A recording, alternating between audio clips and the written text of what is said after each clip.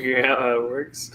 No, I just hate this part. Saturday night at the Atheist live. I hate going live because it just seems so traumatic. Dramatic? Traumatic.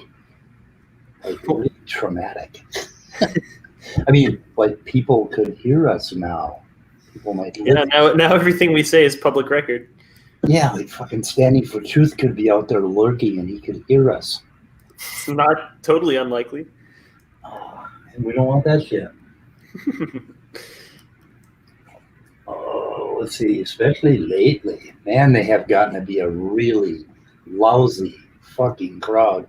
I mean, they are, like, I go in their chats and, well, I don't know, maybe just a few of them, like Basement Dweller. God, real asshole. Yeah, normally I just lurk in their streams at this point because I feel like there's not too much of a point in commenting. Yeah. Yeah, well, I guess I'm kind of, it's trollish behavior on my part a little bit. Yeah. No, it's just to say hi and let everybody there know that we have a channel and we have a countering view.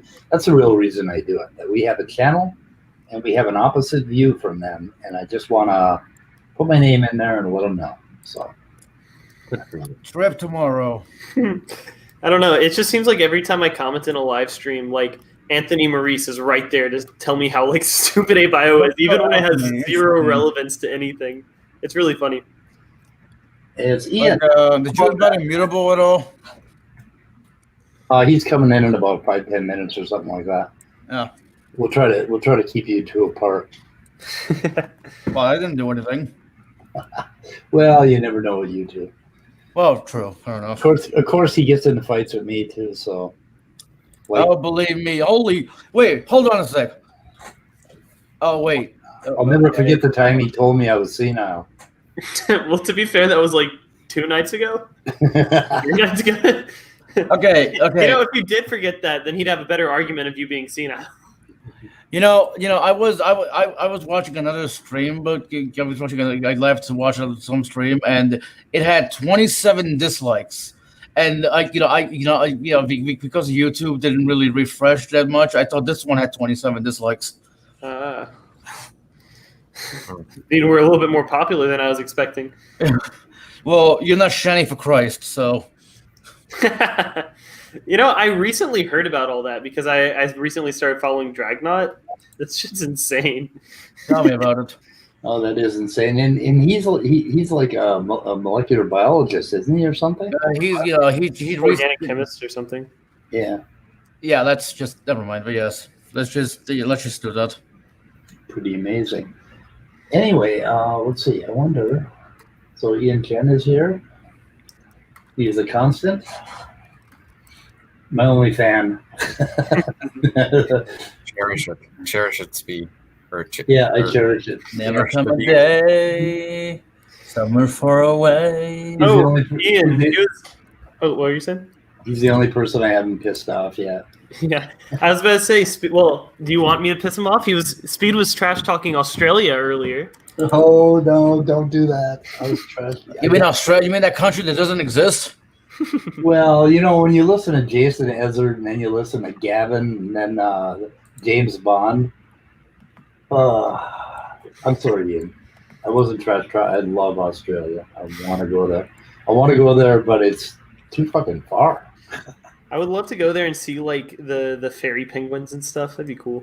If I could transport. Oh my god, my dog is pissing me off. I have nothing to feed her, for fuck's sake. Oh no, the raccoons will be attacking. Probably in about an hour. It's not even that. Like, she has food in her bowl, but she doesn't want to eat that. So I have to give her like people food. Fresh food. Yeah, we gotta have fresh food. Like some chicken or something. I'll be back. Yeah, Australia is too far, and I'm kind of worried about that whole gravity thing on the other side of the earth. Well, that's why you gotta come with your own world harness. I'm not convinced. Oh dear! Do not follow this path, Speed. I told what is his name, Bowman today, the geologist. I told him that he was talking about how rocks are not atheists, and I said everyone knows that rocks are flat earthers. Wait, who is Bowman? Is he like an actual geology professor or something, or is he a creationist dude? He does. He's an actual geologist, and he does videos. And I can link his channel. Let's see if I can find it. Where's my workflow? I have many resources. I just don't know where they all are, and my screens are too big. I can't find shit anymore. Hey, Ian and Chen, if you're still on here, I have a question for you. What's your, I guess, your favorite dangerous creature working in Australia? Hope that's not offensive, but. Were you asking? Harness, yeah, World Harness.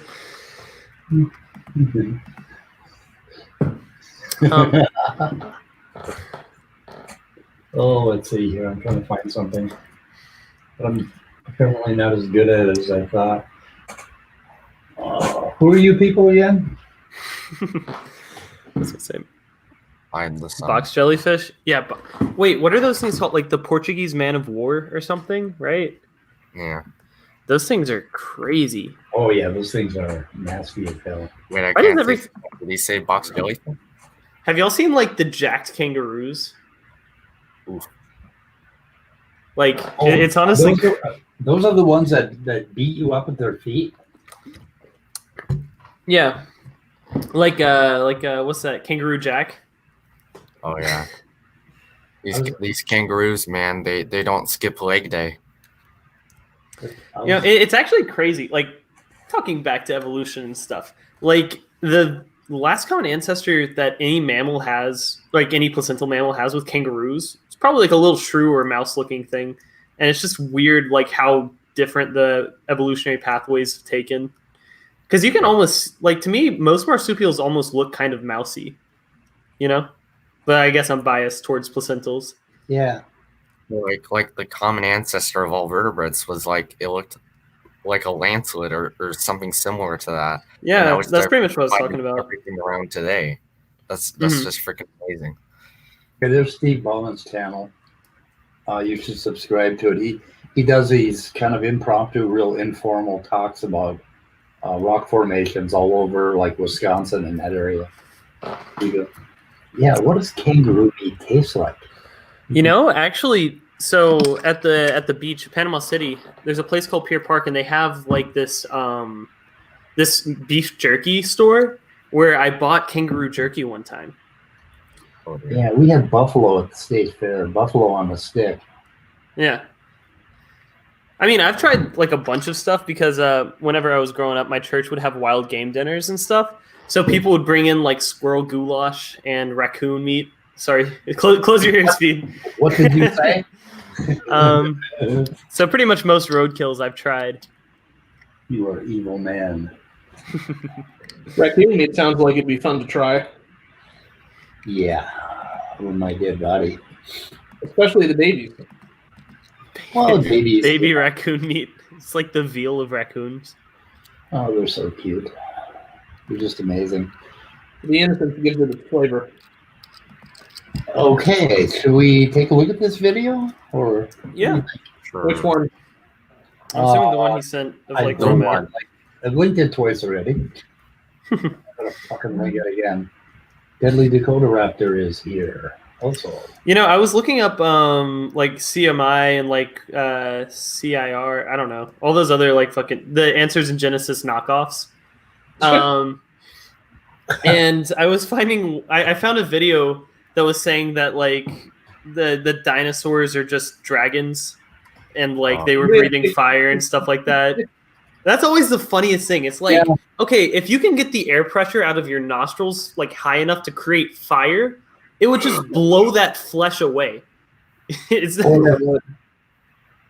either I think it was Jason Ezer the other day on one of the streams on Praise That I Am or something. One of them were talking about the theory of, he was talking about beetles, the beetles that blow out the flames. He said, that could have happened in, lizards. They could have developed this, thing where like they're, they click. He didn't say it, but I'm sitting there imagining they have flint teeth and they click it together and they blow meth out of their mouth and, blast fire. but he was actually literally posing that as a hypothesis for dragons. It was, Yeah. I can't imagine how sore their throats are at this point. You know, it's crazy. I think their ideas of like what dinosaurs are, or at least like what we think dinosaurs are, is stuck back in like the 1920s. You know, Oh, yeah. like every single creationist refers to sauropods as just these big, like lumbering swamp monsters, and like T-Rexes always look like fucking kangaroos or something. It's very like Arthurian in nature. Like it's very like King Arthur and dragons and shit. Yeah, well, and they also always talk about like the dinosaurs as if they're like lizards, and it's like, no, you obviously don't know what a lizard is if you think a dinosaur is a lizard. You're right. Doesn't dinosaur translate to terrible lizard though? Yeah, but so does Basilosaurus, and Basilosaurus is a whale.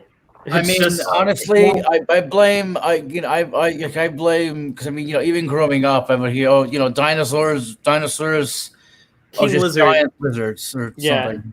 You know what I mean? Blame So I blame our misunderstanding of dinosaurs. Well, I blame the educational system because I think our schools did that. Yeah. Well, somebody has to be blamed.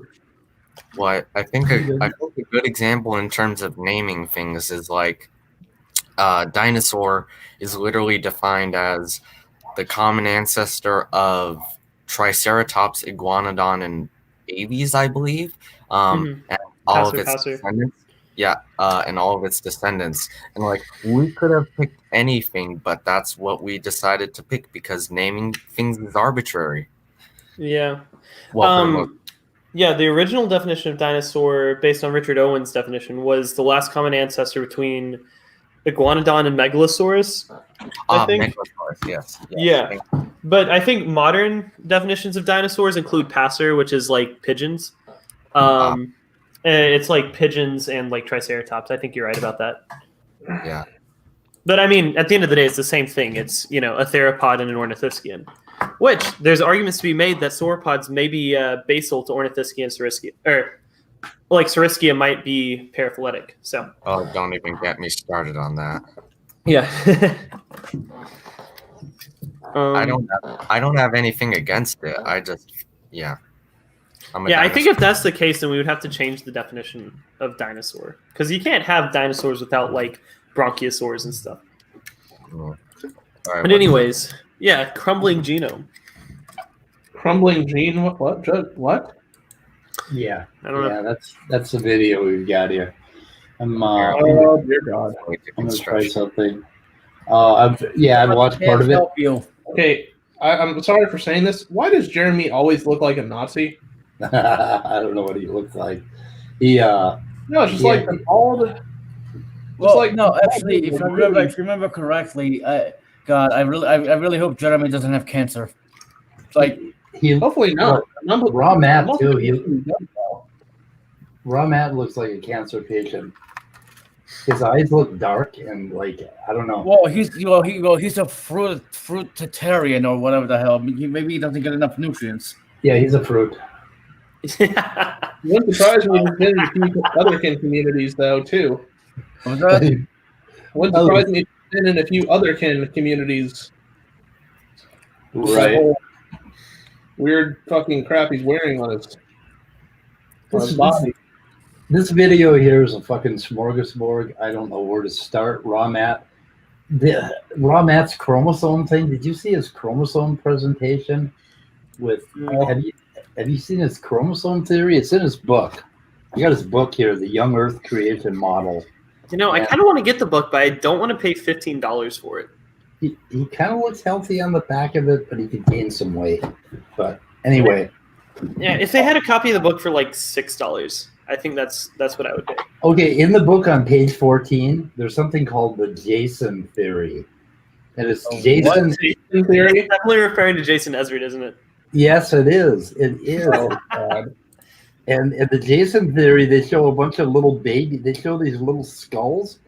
And I don't know, do baby skulls really look like this? I don't know. It's probably like human infant skull. Anyway, they think that, let's see, what is the theory here? Human infant skulls who postulate that the vast majority of missing link ancestor skulls are nothing more than babies. You know, What? Yeah, that's a Jason Ezard theory. How did he? Okay, how did our genius boy arrive at this conclusion? Well, I'm guessing that he went to school for years and years studying paleontology. Yeah. Yeah. They were Is that just what- really big babies. I'm sure. Sediba was just a very, very large baby. Homo erectus, 6 feet tall, just a 6-foot baby. I'm absolutely confident that no alcohol was used in the production of these theories. Here it is, man. Here's the chromosome theory. Okay. You wanna listen to this? Do we have to? Oh, it's gonna hurt you, man. It's gonna hurt your body. Do we have a choice? Let's see here. I don't know. Yeah, no. I don't know. We gotta do something. We gotta accomplish something, guys. There are 6 of us. Well, that gene is, the more broken other genes are. And all animal life has a messed up version of this gene in some way, shape, or form. So now I thought it would be really fun to Hang on a second. Let's go. and most of all, we have one particular gene that's in all animal life too as well. It's a broken gene called MTHFR. And this gene regulates how well others' genes work, and especially through methylation. So that even inhibits our epigenetic regulation. So the more broken that gene is, the more broken other genes are. And all animal life has a messed up version of this gene in some way, shape, or form.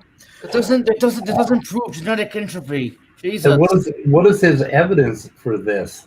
Basically, Wait, what was that gene called? MH1R? MTHFR. MTH1R? No, hang on a second. I'll chat it out. MTHFR gene. I think it's like methyltransferase something. Yeah. So his claim is that every single organism has a broken copy of this gene. All animals, right? Because there are a few human genetic diseases that are based on this thing. Yeah, that's what it is. Methylene tetrahydrofolate reductase. Rolls right off the tongue. Yeah. Say that 10 times quick. Let's see. The enzyme is coded by the gene MTHFR on chromosome 1. Location, yada, yada, yada. Let's see. What does it do? 30 to 40% of the American population may have a mutation at gene position C677. So roughly 25% of the people of Hispanic descent, 10 to 15 of Caucasian, are homozygous for this variant. Okay, that's what it is. Hypermethylation of the promoter of the gene leads to male infertility.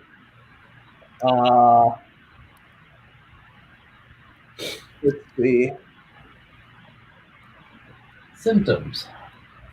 Does he have any citing claim or any citation to support the claim that it's broken in all animals? What do you think?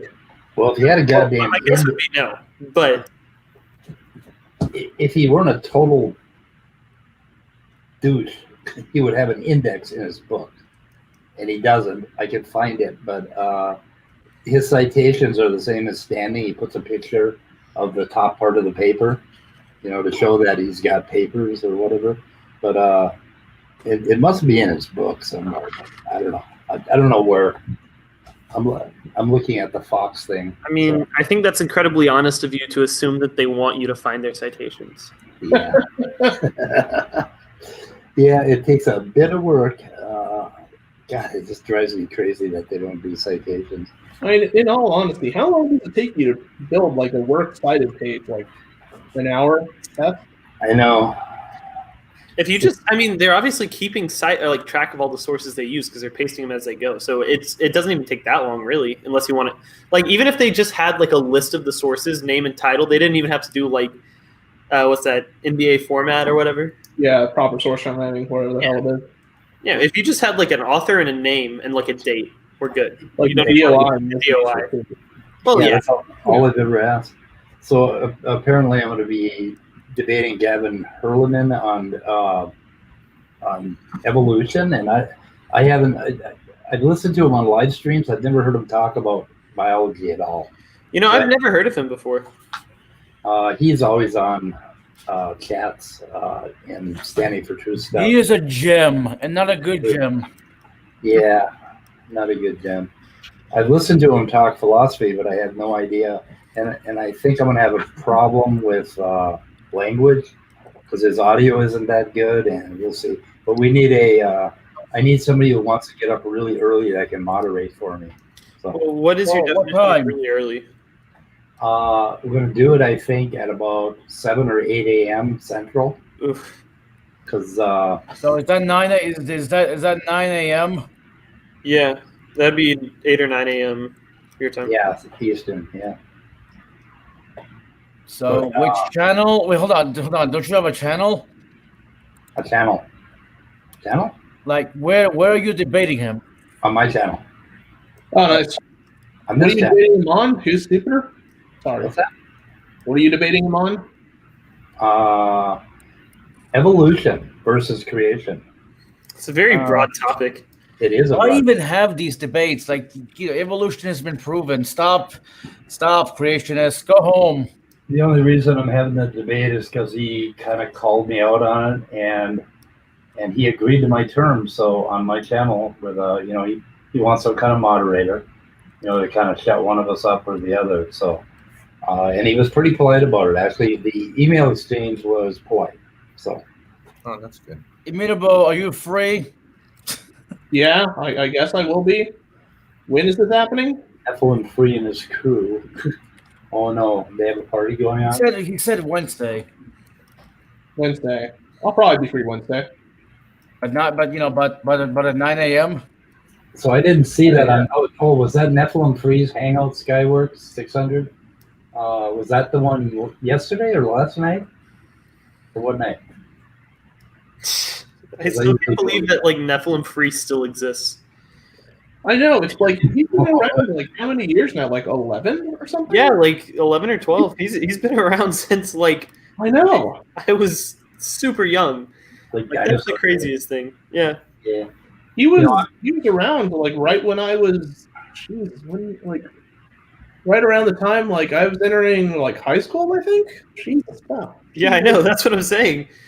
Like I don't remember even like he'd been around a while by the time I even like found out about this debate. Yeah, I mean, or like not even debate, but this like corner of the internet. I suppose it's not surprising really when you think about it, but his arguments haven't changed one bit. No. Well, no, I mean he's not a geocentrist anymore. He's not what? He's not a geocentrist anymore. He isn't? No, apparently he is a heliocentrist now. Oh, really? That's bizarre. Ooh, that's Yeah. What happened to Venom Fang X? Oh God. that was the one. That was the one that Perlman debated. He got like he wasn't around for that long. Like he was around like 4 or 5 years maybe. Yeah. I think Thunderfoot made several videos towards him, and Oh no, I'm thinking. and now he's back or something. I don't know. By the way, Skylar Fiction made a video on Smokey Saint. Skylar Fiction? Who's that? Oh my, really? He's relatively active in the debate community. He does debates on modern day debates. So hold on, what did he do? Oh yeah, I think I remember watching that. And Skylar was not kind, which is Smokey doesn't deserve any kindness. So Smokey deserves every amount of shit that that gets thrown at him because he is just like to be fair, he seems to have had a good discussion with Jackson Weed, so that's something. Well, I mean, I think he's more open-minded, or I guess less closed-minded than most of the creationists because he's not a young Earth creationist. But that's pretty low bar to set. The thing is, like, I'm gonna hope he said this like on air and stuff. But like I think he stated before like that he like when he went to like seminary stuff, like he was taught basically like young Earth creationist doctrine and stuff like that. And then eventually like he rejected it, and then for some reason like he went back to the faith, but still kind of had this like lingering perspective on evolution. Mm-hmm. Yeah, I think he potentially could become like theistic evolutionist. I feel like he's open to an interpretation of the Bible enough for that, which is one of my compliments for him, I guess. Yeah, but the thing is, though, it's like, there's few people as bad as Ken Hovind, but it's like, it seems that like when he makes an objection and people respond to him, he's like, oh no, that's not like the point I'm trying to make. Like when he does that in debates, it kind of just makes you wonder. It's like, okay, well, if this wasn't the point you were trying to make, why don't you just start with the point like you want your opponent to address? Because I remember, like, we talked the other day about how he went after, like, how we don't understand, like, the phylogeny of octopuses. And then once he settled that issue, like, he went on and took this tangent about, oh, well, that wasn't even really my point.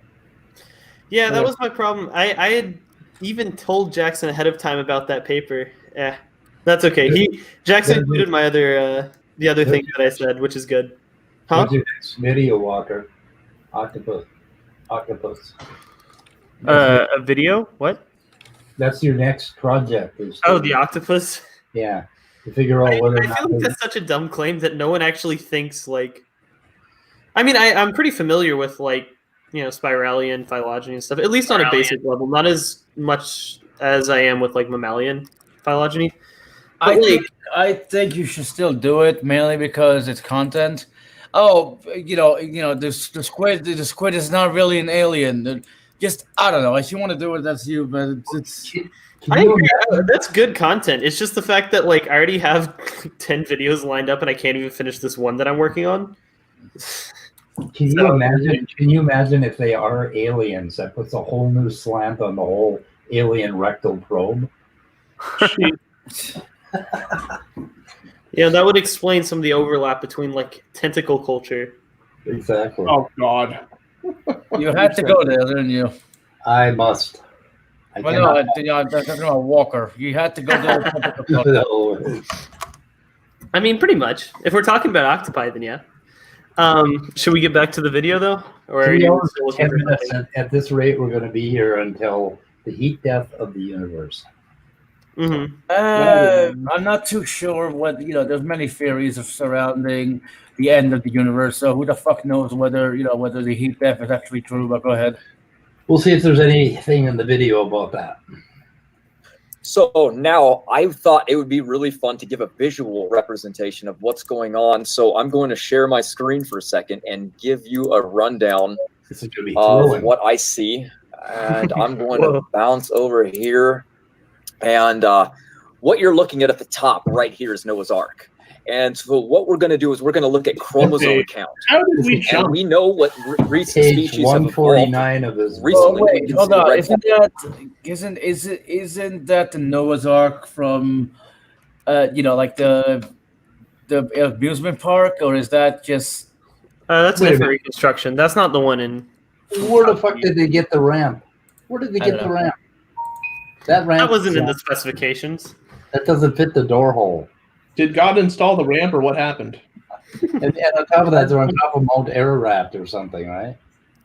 That's where they land. They land on top of Mount Ararat. Okay, this is page 149 of his wonderful book, The Young Earth Creation Model, which I actually fucking paid for, and it really irritates me. I'm trying to get a refund from him. Okay, let's see what he has. This is wonderful. This whole theory of chromosomes. Somebody correct me, but I've been studying genetics for a while now, and I have not run into this idea. Fox down here, we know when that one's been kind of when that arose. So we know what recent animals are, but we've never seen, obviously, the bat-eared fox evolve out of anything. So when we go back, there's a couple ways to determine what came off of an ark. We've never seen it evolve out of anything, but we have seen the fox evolve out of something. When was that? When did we see? No, huh? What are you talking about? He said that, okay, we haven't seen anything evolve out of this top guy, but we have seen the fox evolve out of something. When was that? When did we? I thought all he said was that we hadn't seen, like, directly observed the bat-eared fox evolving into, like. But we haven't directly seen the red fox evolving either, have we? No, I don't. So what the fuck is he? We'll go ahead. I like the CO1 gene. That's one of my favorites. We can also look at how much heterozygosity they have. So we'll get into that. But if we look at the chromosome count right off the arc, we can see a Wait, weird decline. Wait, how much heterozygosity they have? It took me a second to like process what he meant. I'm assuming he's talking about allelic diversity. Yeah. But how much heterozygosity they have is a very weird thing to say. Because he doesn't know what the fuck that means. He doesn't just like standing for truth, he doesn't understand alleles and loci. They don't get that. They think heterozygosity means that you have this whole big bag of genes, and they're just kind of like all over the fucking place. And they can come from like chromosome 12 and just sub in anywhere they want.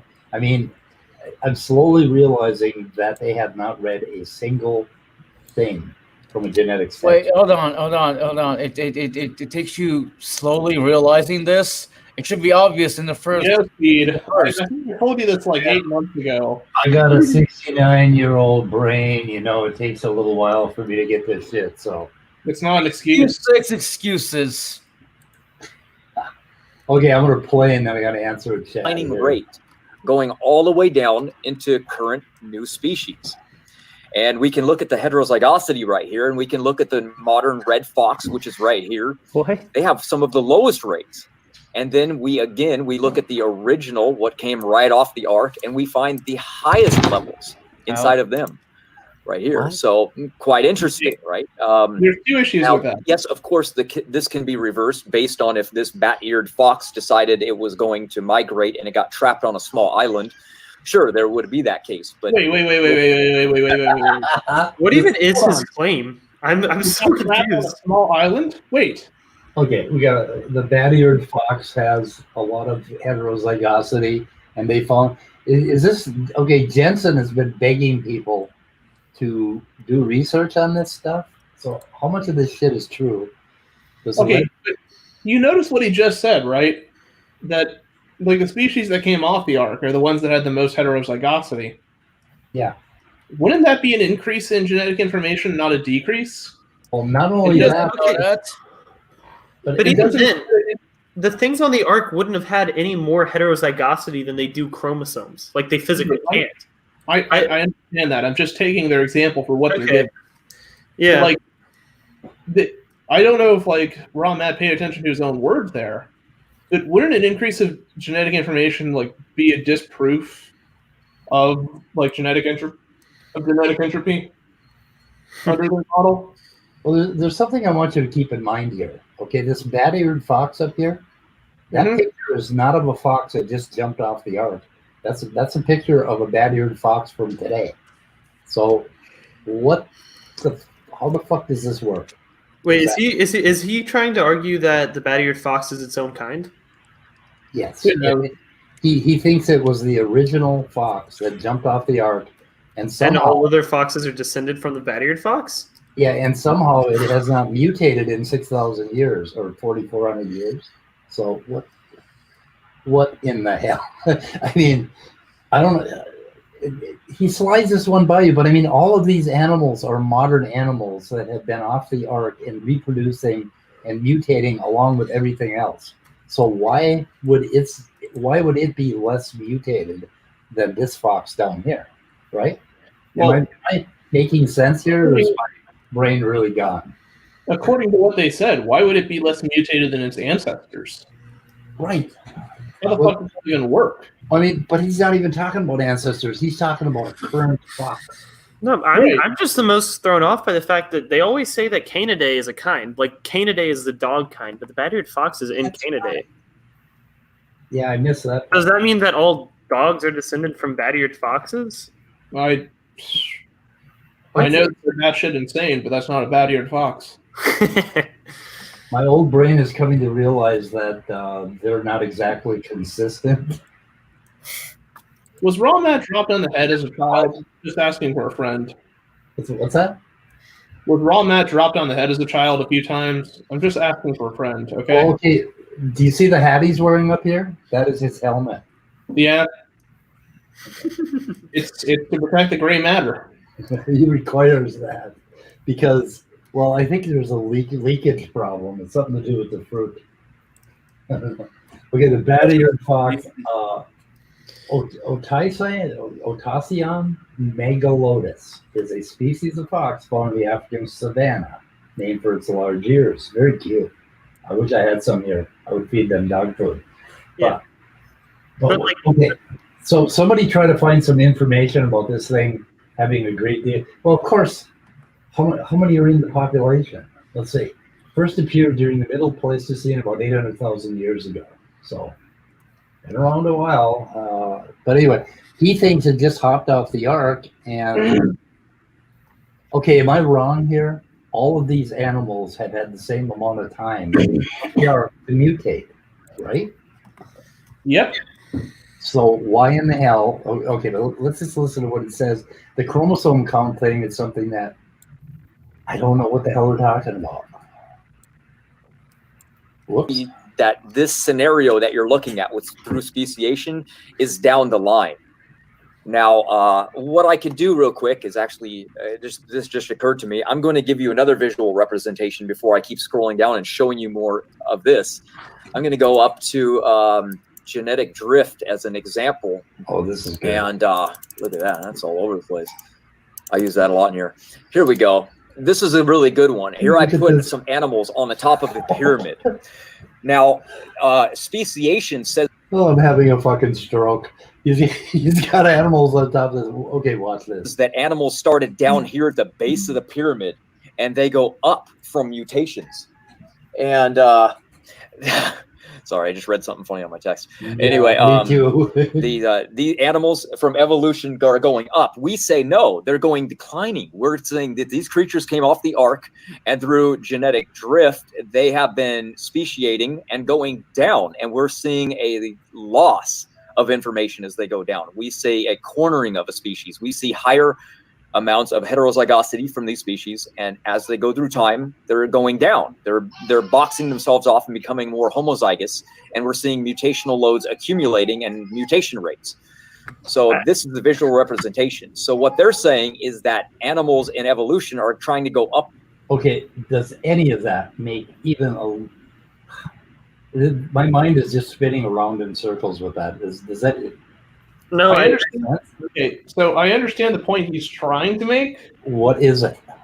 He's trying to say that, like,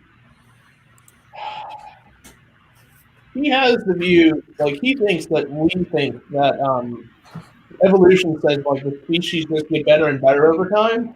Yeah, we're going up the pyramid. Yeah, but they're saying that no, like, according to their model, like, species, like, as they reproduce and as they speciate over time, get worse and worse over time. Like, there's higher amounts of mutation and this, and they're going up it on all different sides of the pyramid.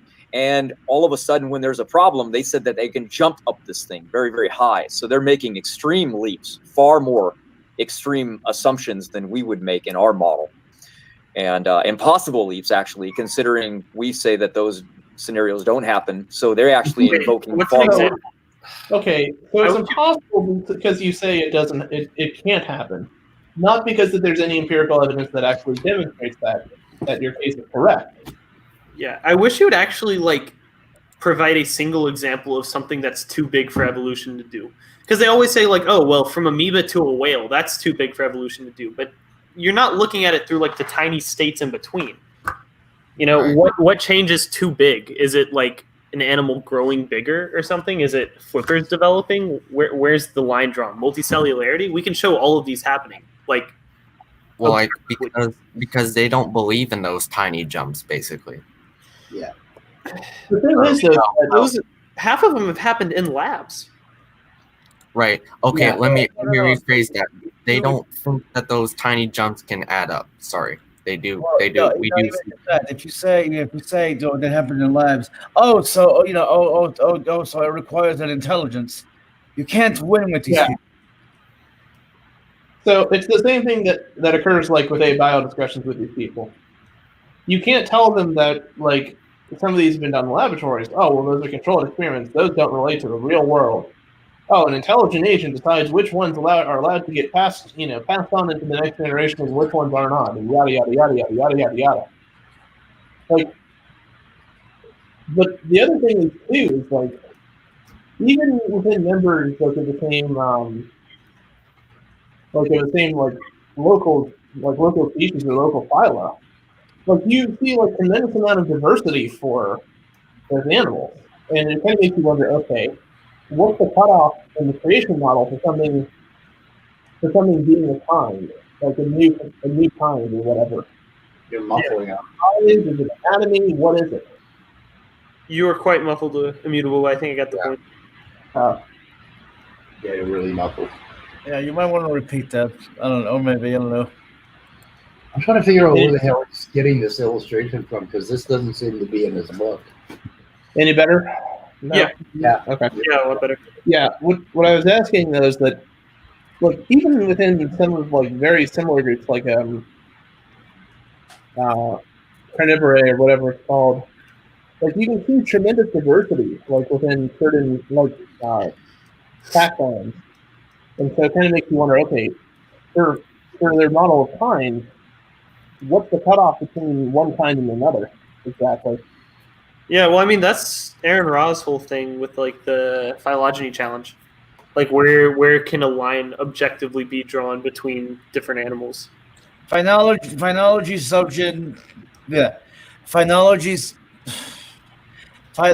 challenge is too hard. Therefore, it doesn't. Therefore, no. They have a video on that. I don't know. I was trying to mock them, but it failed. I found his pyramid. In his book. It's right after his wonderful punnet diagram. Also, I mean, this is kind of a total side note, but nobody's claiming that organisms are like adapting to get better and better and better. They're just adapting to get more and more fit to their environment. If that fitness requires like a degeneration, like losing eyes or something like that, that's totally plausible under evolution. Right. And I actually found an example of that recently. Do you mind if I share it with you guys? Yeah. You want to share the screen? Oh no, just talking about it. So there was a study recently that I looked up on one of the science journals, basically, and it turns out that they found some evidence that in anglerfish they lost some of the genes for parts of their immune system. So now the female can have the male anglerfish bind to her without the female's body system, immune system, basically killing the male. And so by losing those genes for the immune system in different species of anglerfish, depending on how permanent those binding between the males and females are, they found that gave them a selective advantage, I guess. Huh. Something like that. It is pretty interesting. I'd never heard that before. Oh my God. What happened? I just got a magnifying glass and looked at the top of his pyramid. You can't really see it, but if you look at it with like a really strong magnifying glass, he's got an elephant there and a lion and a sheep on top of the pyramid. Wait, really? Yeah. Really. He photoshopped that in there. A little Easter egg for you. You're probably the first one to notice it. Well, he said he had some animals on top of the pyramid, and I looked at it. It looked like kind of like the pyramid was like flowering or something. Wait, what animals did he say they were? He didn't say they were animals. He just said he had some animals on top of the pyramid. Yeah, but like what animals were up there that you found? I found an elephant, a sheep. Let's see. Hang on a second. I gotta get a magnifying glass because there's a lion. There's a big fucking lion, like a male. And there's definitely a sheep. And another sheep, a kind of a cuter sheep. But I can't make out the rest. But the elephant, you can see the ears. Maybe he'll go back to it.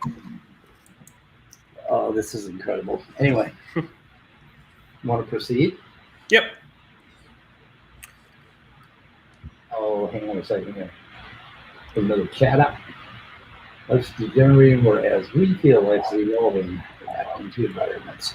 Yeah, they do so much on genetic entropy in this. Magical scenarios than we ever would. And I'm trying to go back here to my other magical scenario. I don't know where I put it. Oh, here we go. So this is the first one. I studied foxes real quick for you guys. So here's another one. Here's the horse kind. So we know the wild horses are these. They have the highest amount of chromosomes. They're the 66. They're the last wild breed. A matter of fact, these horses are untamable. They used them in the war and they put them in zoos and they stopped mating because of it. They almost became extinct. They were down to like, I think 12 horses at one point in history. So they would not do anything. They had to release them back into the wild just so they survived. And then we have the normal horse that dropped to 64 chromosomes. Then the mule, which was a hybridization, you know, and then we got 63, and then the donkey 62, and then we have the last species to evolve, which was the mountain zebra, down to 33. So we see clear trajectory here, everybody. Is that phylogeny anything resembling reality? No. You said the zebras have 33 chromosomes? That's what he said, mountain zebras. But who the fuck cares how many chromosomes they have? What does that have to do with anything? Well, Explain it. Well, like two things there. Like, first of all, it seems like he may be building this entire linear progression basically downwards based on chromosomes alone. And secondly, apparently now losing information means losing the amount of genetic material. I mean, that doesn't make sense with what he said earlier. Apparently, he's explaining the fact that something with more chromosomes has more genetic information. I think he goes and makes it more explicit here in a little while. We're seeing loss of chromosomes over time. Loss of chromosomes. He thinks they actually lost chromosomes. Well, there are different chromosome numbers. Yeah, but that's usually because of fusions.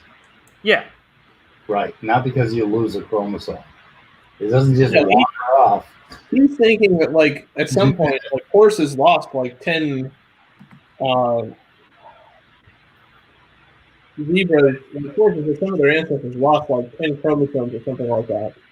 And then that ancestor became, you know, zebras or whatever the hell they think. He thinks genetic entropy is losing chromosomes, that the chromosomes just wander out of the cell and never to be seen again, and the organism survives. I looked that up. So he was wrong about there being 33 chromosomes on the mountain zebra. There's actually 32. I'm surprised it's that small. Yeah. Yeah. But yeah, I knew it would be 33 because you can't have a diploid genome with 33 chromosomes because that doesn't make sense. Huh. Let's see, interstitial telomeric sites in Hartmann zebra. So basically, there's all kinds of stuff about how the chromosomes, and in mice, like house mice in Germany, they found like 98 different sets of chromosome types, basically, with massive differences from like 16 to 48. They combine and they split, and there's just, you know. Anyway, he thinks, we'll go a little further and see what he thinks. And this is the first evidence. I'm going to give you 7 different proofs of this. Oops. Now we go to the pig kind, or the swine. We have the wild boar. Now this was an original right here. Okay. We're looking at 38 chromosomes, and over time. What? Okay. Why are we comparing wild boar to horses? I think that's just his next example. This is the second of his 7 proofs. I think we only have to live through 3 of them, and then somebody shoots him in the head. I don't know. Boom, loss, speciation occurs. They start shifting from their natural state again. We have a higher observational rate of heterozygosity in the original wild one, and we see the loss. And when we get down here to the giant forest hog, which is down to 32 chromosomes, and okay, you can see during study that they've. Hey, you guys. Does heterozygosity just mean, in their particular like way they're using it, like the number of chromosomes that a species has? I have no idea. The way they've been using it before here, they've been talking about allelic diversity, but now I'm just confused. Yeah, because before we were talking about allelic like diversity within organisms, but now we're talking about apparently chromosome numbers. Yeah, Okay. it's the new kinds. It's information. It's allelic diversity. It's heterozygosity. Make up your minds. You know what he does in his book? Oh, really? This time he has a picture of 3 lines from a paper, but he doesn't tell you what the paper is at all. And it says something about, I gotta have a magnifying glass to read it, we're significantly not in HW expectation after the Bonferroni correction. All significant p-values were due to excess of homozygotes. So I'm not sure. So in order to find that paper, I have to type in all that text. You know, he's talking about. To debunk his argument, do we have to just show like any organism with an increasing chromosome count? Yep. Chromosome count? Mouse. Huh? Oh, a mouse. Yeah, well, I was just going to say, like, literally any plant species, because they just love doubling their genomes. Pigs, too, have had they've had chromosome fusions, so yeah, lots of chromosomes. Yeah. Because you can't just lose a chromosome. Have you heard of any animal that has actually lost a chromosome? It wasn't due to a fusion? No, just like a chromosome disappearing. That's what he's talking about. That's what this idiot thinks. Does he think like that? I'm sorry. I apologize. Does he think like chromosomes just undergo like mass deletions? Yeah. Organisms, or like what does he think? Well, let's listen to him and see if we can figure out what he thinks. Keep in mind he's under that hat up there. Who has the static? Because I've been hearing static for a while. Yeah. Really? Yes. Okay, let me see if it's. Hang on a second. Let me get. There we go. Disappeared.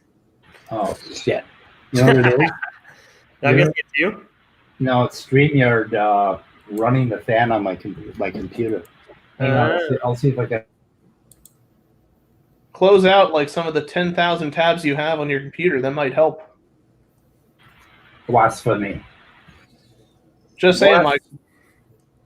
Blasphemy. I don't know. Blasphemy. Hey guys. Mm-hmm. Oh, I gotta head out now and take care of my my thing real quick. So, but question for you, Immutable. Did you still want to do a separate StreamYard thing in about an hour or so? Sure. Why? Okay. What are you guys doing? In a private room. Astronomy stuff. Ooh, astronomy. Big Bang. Inflation. Yeah. Inflation. Okay, I just learned what inflation theory was yesterday because Andrew was telling me about it. The first time I heard inflationary theory, I kind of laughed a little bit. Yeah. Because I don't want to sound like rude. I mean, it's a theory that kind of makes sense, but like I don't think there's been much observable evidence for like the inflation theory. If memory serves. Well, let's save all that for our chat, Immutable. I know. I don't want to challenge the status quo of astronomy without knowing too much astronomy. Am I invited also? Yes, Sure. I guess I'm a fucking snowflake. Wow. Okay. All right. Hey, see you guys. I'm already. See you. Did you? Were you hearing that noise? Yes, we can still hear the static or the running water, whatever the hell it is. It's okay. I forgive you. It's okay, Speed. We'll send an army of raccoons to raid your house later tonight. Turn off your water. Turn off your sink. Turn off that pesky ad block. Can't do.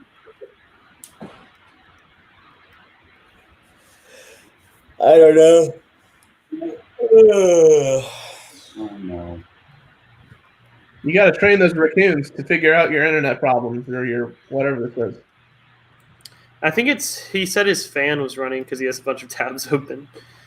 Close the fucking tabs. It's not bothering me that much. Is it bothering you? It's not bothering me. It's just like the fact that I can hear it and now I can't unhear it. Yeah. Yeah, Is that's fair. I didn't even realize it until someone mentioned it.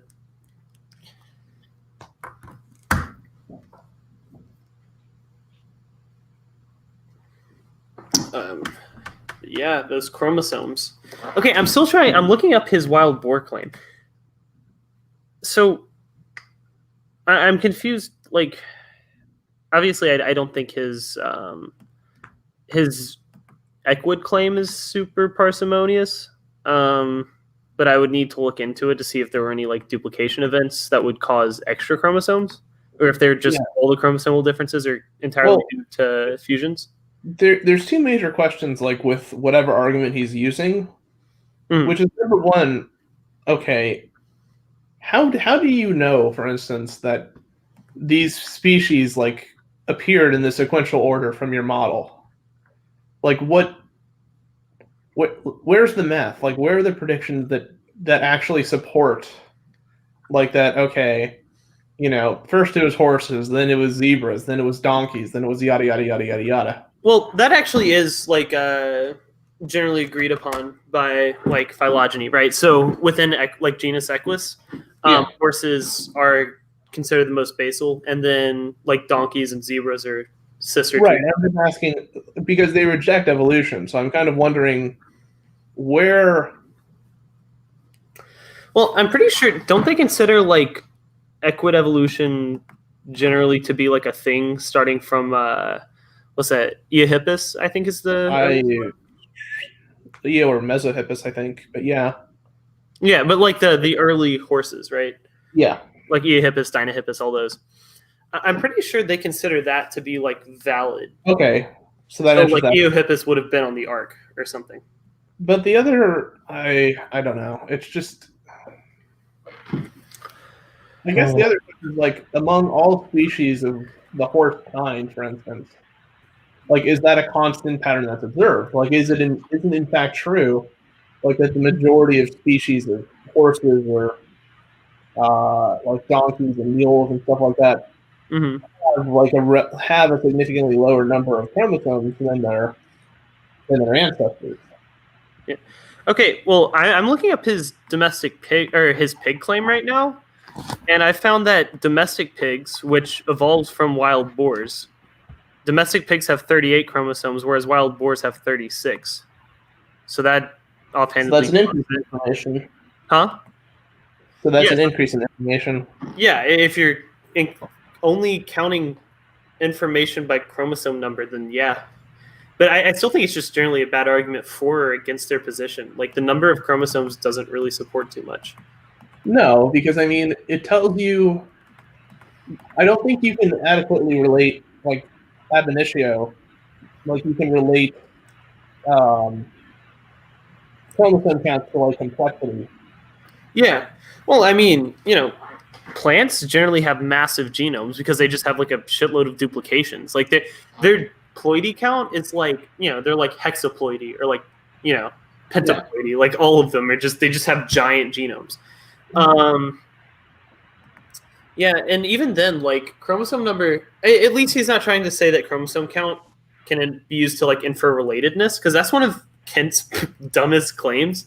Whenever I hear Kent Hovind say like, "Oh, well, we have the same number of chromosomes as the tobacco plant," and it's like, okay, that's really stupid. Like, did you see the recent thing where the American paddlefish and like the Chinese sturgeon or Russian sturgeon, a sturgeon had an offspring, like a viable offspring?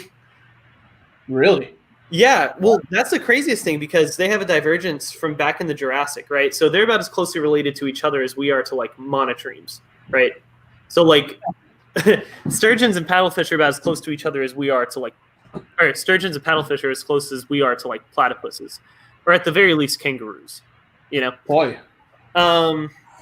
That must be exceedingly rare when that happens, though. Like a viable in between.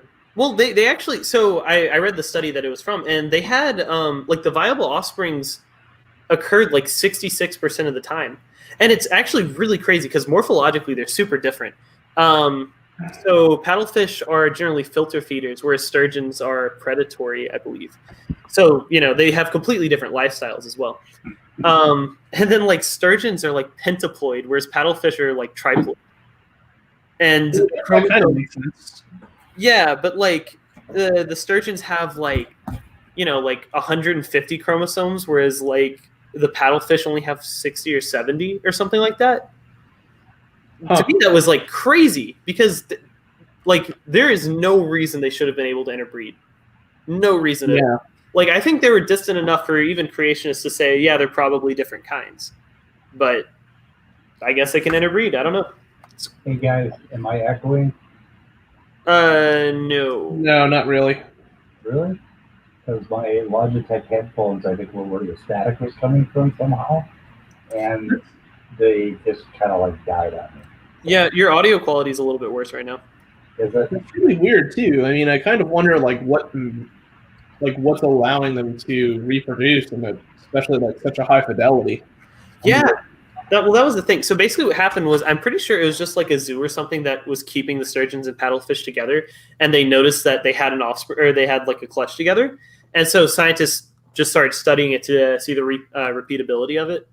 And it was actually fairly repeatable. I think, like I said, it was like 66 or 67% of the time it was a viable offspring. So, yeah, that study came out about a month ago, but I didn't see it until 2 or 3 weeks ago, like about a week after it came out.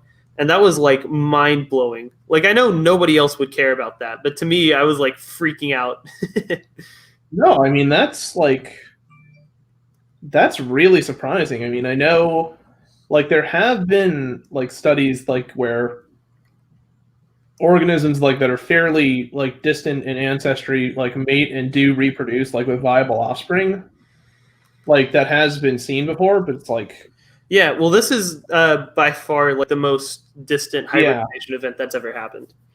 Because I mean, I would love to see like a genetic comparison between the two, because I couldn't really find that other than like, well, okay, I could find like basic genomic comparison, but you know, I like to see numbers, and a lot of scientists don't want to put like percentage differences on distantly related organisms just because there's so many like, you know, oh, well, does a duplication count as one difference or 15 differences? Does, you know, and we're even talking about like vastly different chromosome counts. So how many differences is that, you know? right. I guess on like a haploid genome, I wonder how many differences it would count as. I don't know. Jeez. That's fucking cool though. I mean, it's bizarre. Yeah. Like, I don't know. I'll look up the paper and cite it. But yeah, they were calling it like the fish equivalent of a liger, and it's like, no, not even close. Ligers, you know, lions and tigers are really closely related. They're like 6 or 7 million years removed, probably. So about as different as we are from chimpanzees, to be fair. But like this is absurd. Like at least eutherian metatherian difference, and probably like therian monotreme difference. Where's that article? I had it bookmarked.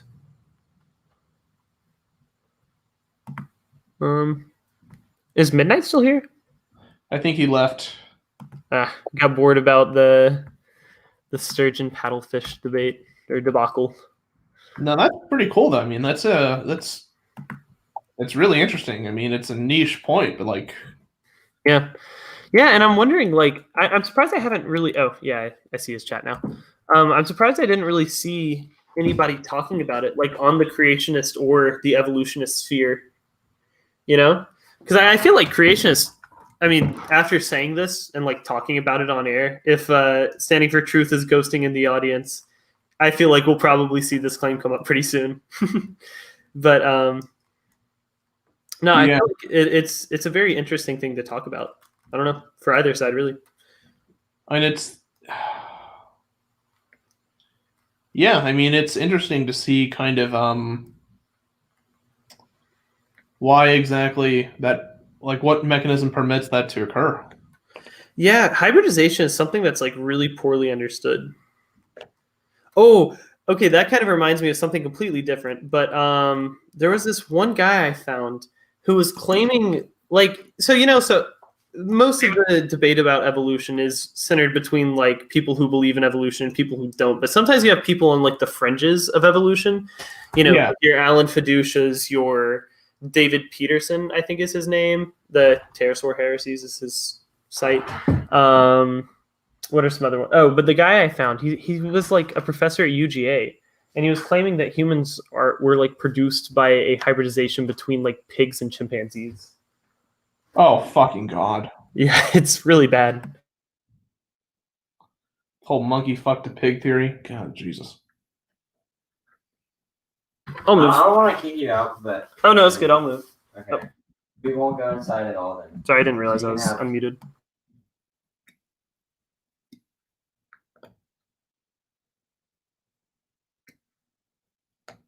How's Speed doing with his mic issues?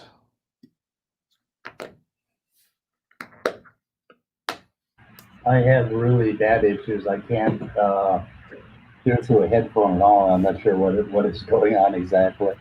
Maybe we should just continue the hangout until you get your shit under control. Yeah.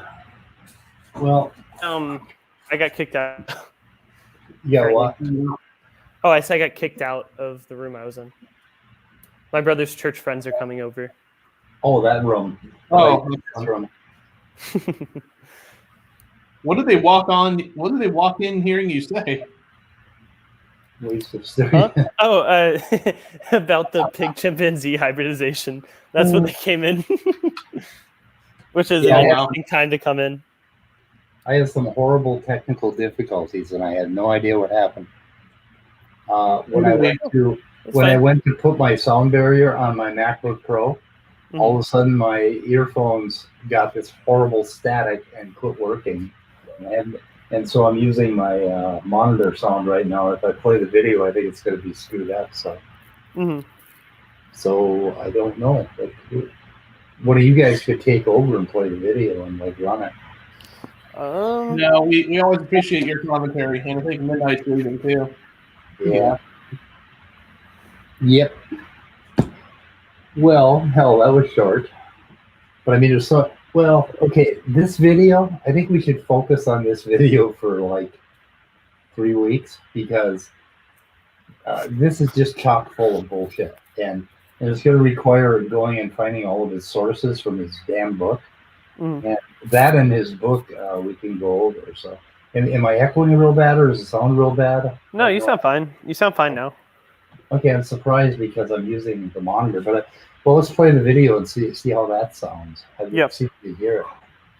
Diversified, they're everywhere. You can find them all over the place. But yet, Did you hear it at all?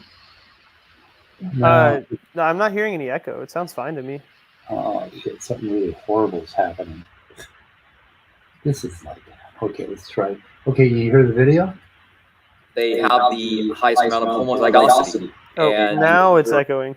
Yeah. Okay. Yeah, we can't play it. I can't run it because it feeds back through my monitor, and so we're probably gonna have to call it unless we just sit around and chat. Oh my you have god! technical difficulties. Can you hear those raccoons? Yeah. You know, sometime you should like take a raccoon into the live stream and like let him hang out. I could do that. I gotta get some shots first, though. Yeah, rabies vaccine. Is there a vaccine for rabies? Yeah, there is. I guess. I think Erica had to do it before she went on her paleontology gig. It's like 3 vaccinations or something. Yeah, I was gonna have to get. I think I was gonna have to get some stuff updated before going to South Africa. But oh, that would be so cool if Erica got rabies and she went on a debate with Sticky for Truth and Maddox. It wouldn't be so nice. Erica Unchained. Yeah. Rabbit Erica or Rabbit Gibbon. It's like, oh, that would be cool. Yeah, I don't know what. I have no idea what's happening in my machine. I'm gonna have to reset it. Something, I think I hit a key when I put I've got like a sound barrier that I put on top of my Mac because it makes this whooshing noise. StreamYard really drives the fan up. I'm not sure what to do about that. I had that problem the other day. But anyway, this thing about losing chromosomes, I mean, we got to look into this shit, okay? Yeah, well, I mean, like, even a cursory search just shows that it's not really that good of an argument. Like, I mean, I've never heard of an organism losing a whole chromosome. Yeah, well, I mean, it probably happens. You know, tardigrades have lost like half of their Hox genes just because they're tardigrades and they don't give a shit. Yeah, but genes, but not a whole chromosome. Yeah. I mean, I can't think of any examples, but there's probably some sort of like panarthropod that's lost a chromosome or something, and it, you know. But most of them were probably lost in, you know, recombination events, that kind of stuff, or like fusion events. But I mean, I just think it's a really bad argument because if you can prove that like a descendant species has more chromosomes, then boom, argument debunked. And I looked up swinids. That's what I found, anyways. Y'all still there?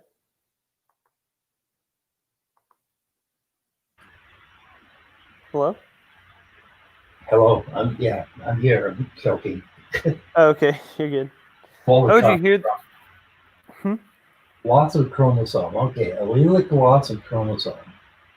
Let's see here. It's going to require some looking into. So. Yeah, I don't know. Like that's what I was looking up. Wild boar or like domestic pigs, which are a descendant of wild boars. Domestic pigs have 38 chromosomes. Wild boars have 36 chromosomes. Yeah, so they have all kinds of chromosome fusions, basically. Yeah, but I'm just saying, like, if a descendant species has more chromosomes than its parent species, then that debunks his already pretty poor argument. Right. Yeah, the other problem is that all of those animals, no matter if they're wild or if they're tame, have all been mutating according to their genetic entropy model for the same amount of time. So what are they talking about? I mean, what in the hell is their point? Yeah, well, I'm assuming they're not arguing that, like, I think he thinks that, like, God put like all these extra chromosomes in, and that caused the diversification after they got off the ark. Yeah, well, I mean, I think a lot of creationists, I'm not going to say all, but I can't think of many off the top of my head that just actually understand how translation works and how, like, genes create proteins. Because, Kent Hovind is notoriously bad about anything related to genetics. And I'm pretty sure he thinks that, like, every single chromosome contains an entire copy of the genome, and that, like, every single nucleotide is its own gene for its own protein. I'm beginning to suspect the same thing with Ron Eden, even standing for truth. I don't think he has any understanding of loci and how alleles even work. Yeah. Well, okay. So, did you watch the whole Jackson Wheat versus Smokey debate? No, I didn't. Well, at the end during the Q&A, the first time I've ever actually super chatted, first time I super chatted a question in modern day debate, I asked Smokey if he could define the terms allele, selective pressure, locus, and like the textbook definition of evolution, like changing allele frequency over time. And he was actually pretty correct with most of his answers. Like, he would have gotten a passing grade if it was a test. So I'm just really surprised, like, how his misconceptions of what evolution is and what it isn't can be that bad when he actually knows what the definitions are. Unless he just memorized the definitions from flashcards and then didn't think about their implications on what he's actually arguing. He's crash coursing, like learning as he goes. So he probably had a debate prep prior to that. He didn't do it live. Like, he did one of his debate preps live, and they were basically teaching him stuff so he could go on. Mm-hmm. So that's what I'm saying. Like, his whole argument about, like, change of allele frequency over time, like, that's the definition of evolution. And he didn't seem to understand how that could be, like, a mechanism for change. Because throughout the whole debate, he was trying to argue that, like, oh, well, convergent evolution exists, therefore phylogeny can't. It was really strange. It's like, okay, well, we have genetic evidence. He was saying, like, the only thing that can infer relatedness is genetics, which I would ultimately agree. But he was also being shown, like, direct genetic evidence of common ancestry and just dismissing it because reasons. He didn't really have any argument. Yeah.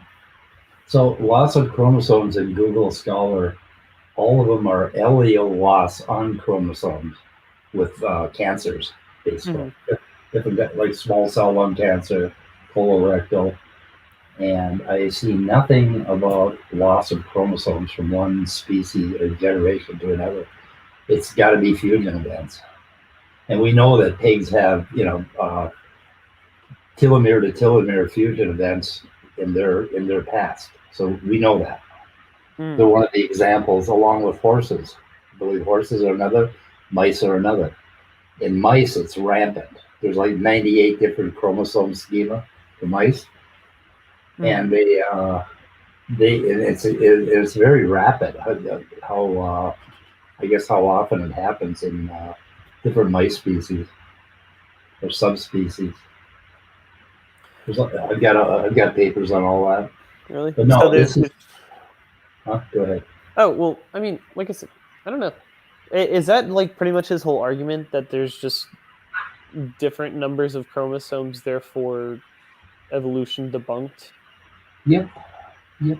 Because that's like one of the easiest. You know, Dr. Dan says this a lot, but he's like, if creationists are going to argue against evolution, they need to at least be using the best arguments that they can if they want to be taken seriously. And there's a lot of these arguments that they feel like they just don't take any effort to make or debunk. You know, these arguments sound good to someone who's never looked into evolution at all, outside of just like the echo chambers that they frequent. Right. And I mean, you know, chromosome count's one of them. Genetic entropy, like claiming that, like Sanford. Okay, so Sanford's original claim back in his earliest text was that deleterious mutations are often more common and more harmful than any beneficial, like gain-of-function mutation would be. Therefore, over time, you know, we're going to see a progression towards, you know, deleterious mutations and loss of function.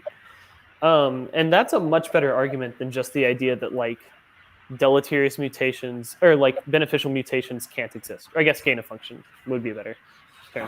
So like, you know, claiming that gain of function mutations don't exist. All we have to do is provide one example of a gain of function mutation.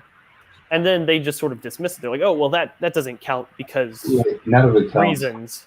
Yeah. But, you know, if you want your argument to actually be taken seriously, at least use the argument of like, well, gain of function mutations are possible. They're just way less likely than deleterious mutations. So the deleterious mutations over time are going to outweigh the beneficial mutations. And that's when you have to start actually getting into like population genetics models and all that kind of stuff. Yeah, and the other problem is that for every gain of function mutation that we found, there are 1 million out there that we don't know about yet. Yeah. Because we haven't been watching long enough. You know, we've only been watching for 20 years. Well, I think any sort of idea about like gain of function, loss of function, all of these are incredibly subjective things. Right. Like what counts as gain of function? Does lactase persistence count? Like that, this is the reason that creationists are able to like just dismiss any gain of function mutation, because it's like, okay, does lactase persistence count as gain of function? Well, no, because it's the loss of regulation into adulthood, right? Yeah. So therefore, it's not gain of function. Okay, so if I find a gene that's like the exact opposite, I don't know the actual gene, but let's just, for the sake of argument, say that elephant tusk loss is due to a regulatory gene overregulating or upregulating instead of like the actual gene that encodes for tusks being broken. Okay, does that count as gain of function? Because that's the exact opposite of what the lactase persistence would be. But no, Right. They've lost the physical feature, so now it's not gain of function. Well, here's the other thing. If it is a change in regulation so that something is down-regulated, that's still, he said, or that's the causal chain of that is still a mutation. There has to be something that caused that down-regulation, right? Yeah. And that had to be a mutation. And if you look at any biochemical pathway, you're going to see all sorts of NOT gates where like one thing will turn another thing on, which will turn the thing off, which will turn something else on, which will turn something else off. So how many turning ons do we have to have before it's counted as a fucking gain of information? You know, well, and the thing is too, is it's like, even when you do point out like just a novel gain of information, like, oh, this protein didn't have this catalytic ability to, you know, convert, you know, this one function to another, but now it does. Oh, well, it lost some function somewhere else there, so it's not truly a gain of information. Like, it used to be, like, one of Standing's arguments. I think it still is. Like, what's curious is that if there's any loss of information anywhere, they think like that there was no gain of information, or that, at the very least, that gain of information is irrelevant with respect to the loss of information. But I think the issue there is that, okay, like, you can't just alter a genome freely. Like, when you do gain benefits and mutations, there's going to be probably, like, some loss of regulation or some loss of catalytic efficiency within that enzyme in exchange for, an allosteric site being opened that allows the enzyme to be more regulated. Your voice is pretty muffled again right now. Oh, God. Let's see. Any better? Yeah. Yeah, what I was saying, though, is it's just, I don't know what they mean, like, what they want when they talk about gain of information in a gene. Because it seems to me that when they're talking about this, if a gene, for instance, were to lose, like, some regulatory function, like, even to some minimal effect, they would say that that's not a gain of information. Mm-hmm. Because there was something lost as well. Yeah. So the loss outweighs the gain. Yeah. Like, well, that's what I'm saying. Like, I don't think you could ever like show something to be a gain of function mutation, or like nothing for them would ever be a gain of function mutation unless it's like, a new limb just literally popped out of nowhere, and then even then it wouldn't be gain of function because they lost that patch of skin on their back or something. Well, you know what I mean? The thing is, like, I think Nephilim has said, like, that even if you were to show that, they would say, like, oh, well, that information was already there in the genome. Like, it just decided to turn on or something like that. Yeah, but that I always have such a big problem with that because that's how evolution works. Yeah, it's just, I think the issue is that inadvertently, in a way, or maybe it is voluntary that they've chosen to do it this way, they've defined their position in such a way that it can't be falsified. Yeah. And that is a problem. Like, that's a very serious issue if you want to get this thing, like, into academia, if you want to try to come up with an alternative theory of evolution or whatever it is they're trying to achieve. Yeah, that's the biggest thing. I don't think creationists could very easily steelman like any position on the evolution side. And this is something that like Dapper Dino and Erica and all of them were talking about earlier. But like I feel like they somewhere like I think the biggest misconception that like without fail creationists hold is that evolution is a march of progress. And so we think that evolution is a march of progress. So like, any change that's not towards the complexity and brilliance of humans or whatever is, somehow a counter evolution. And well, the thing is, like, and what makes me laugh about that claim is that what's curious is, especially like during mass extinction events, organisms that would be like considered a fit for their environment did go extinct. Mm-hmm. And it wasn't because like they weren't fit for their environment, it's because a meteorite came down and crashed and wiped out tons of animals. Mm-hmm. Like, it's a cataclysmic event. Like, it has nothing to, sometimes species go extinct for reasons that are beyond like anything outside of their control. Yeah, and so, well, I mean, humans are a very great example of that. I'm sorry, kangaroo mouse of Australia, but we have cats.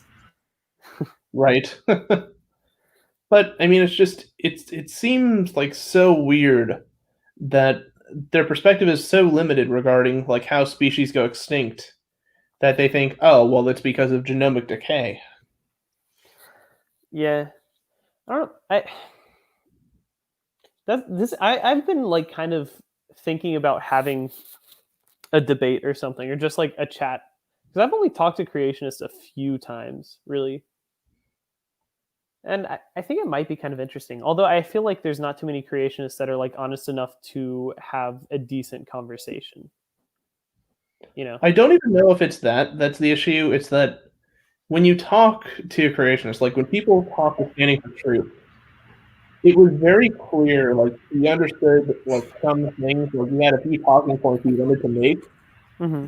But once he moved it beyond that point, like he goes nuts. Like he brings up like very niche topics. I mean, I think every talking point Standing for Truth used to make, or and probably still does make, you can find like on ICR or AIG or Reasons to Believe or something like, one of those sites like that sources that claim for them. You know what the problem is? When you're talking to him, he's not listening, or he's listening with catcher mitts. So he listens to you only long enough to find his basically counter to what you're saying, and he'll stop at that point. So they're not willing to actually think about new things. Like when we run into this thing right now, this losing chromosomes, what did we do? We went out and looked at Google Scholar to see if we could find some fucking evidence for that. That isn't what they do. I think they just try to find a way to counter it without actually considering. I mean, Standing for Truth used to do this a lot, and I think he still kind of does. But when you talk to Standing for Truth about certain things, he looks like there's certain words that people use before he makes his point. Right. Because there are certain points like he understands. Well, he's got an index. Huh? He's got an index of things, like his go-to defense mechanisms. They're rescue devices. They came up with this idea of rescue devices, and the way they came up with it is the same way that they came up with that we're injecting our worldview into our science. That's exactly what they do, and they're projecting it onto us. Yeah. They do this constantly. Rescue device is all they have. It was precious when like Standing for Truth first brought that to the table.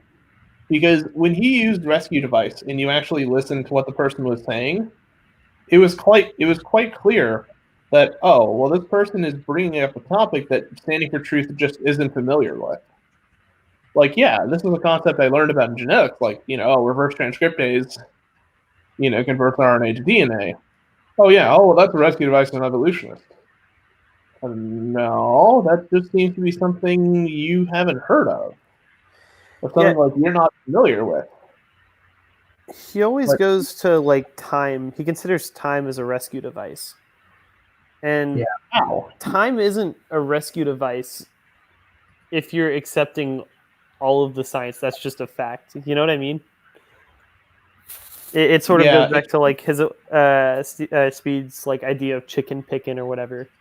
Like if you're at least reading or accepting the general preponderance, time isn't a requirement of evolution, but it is generally like an assumption, right? Because we have the evidence from other fields like geology and physics to show that there has been a long amount of time, and we've shown that these processes can happen. And so when you extrapolate them over large amounts of time, you can also have large amounts of physiological change. Yeah, I genuinely don't think that Standing for Truth could actually argue about, either like from the cosmological aspect or from like the geological aspect, why he thinks like the dating methods are incorrect. Because a lot of the methods, like a lot of the objections that come into it, are the fact that you can use like rating, that dating methods can be inappropriately used, or that when they, like even when they are appropriately used, so to speak, they can sometimes give false dates. Mm-hmm.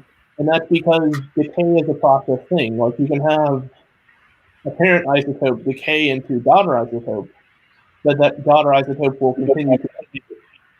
Or like when like an igneous sediment begins like to cool down and metamorphize,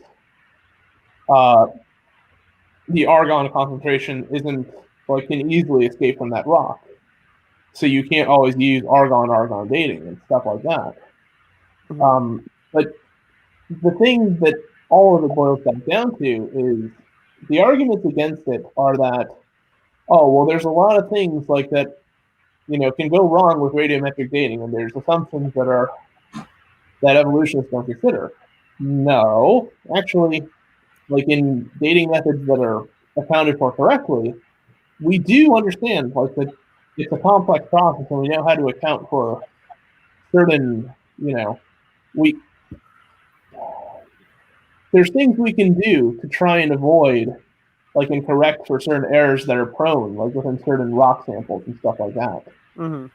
So that wherever like they're getting the claim from, it's just again like with this whole with this new issue of them bringing up the fact that genomic decay is a universal phenomenon.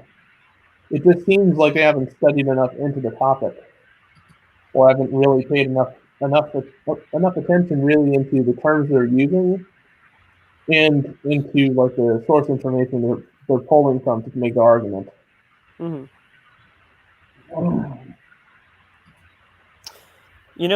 We've been having like a lot of technical difficulties and stuff tonight. Do you think we should just call the broadcast? Yeah, I think so. Yeah, I'm trying to figure out what the hell is going on here. I have no idea. So probably shut her down. And we'll maybe we should try this.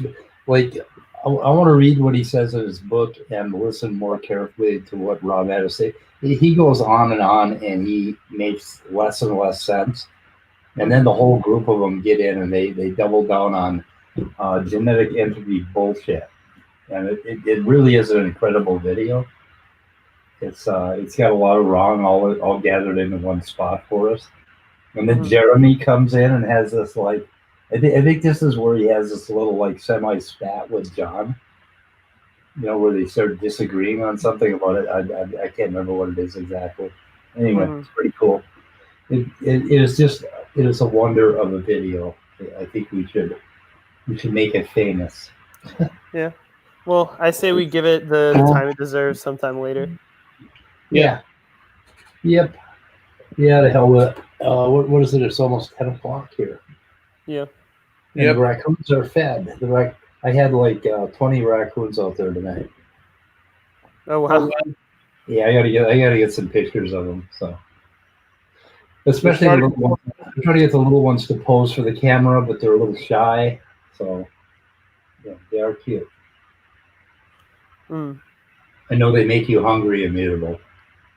Oh, definitely. Yeah. Okay, guys. So we'll hang it up. Okay. I'm gonna end broadcast. Right. We'll talk for a few minutes here. All right. And goodbye, everyone. All the other